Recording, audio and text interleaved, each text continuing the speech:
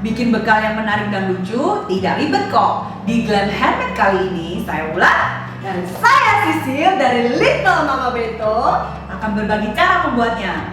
Yuk dicoba!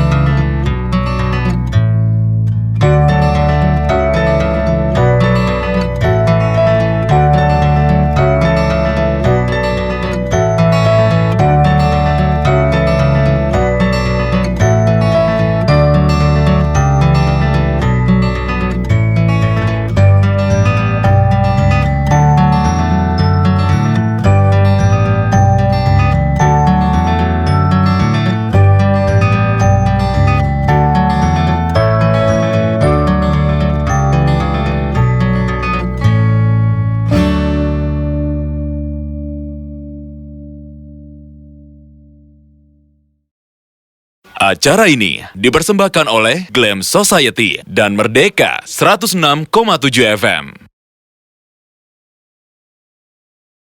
Follow us at Merdeka FM.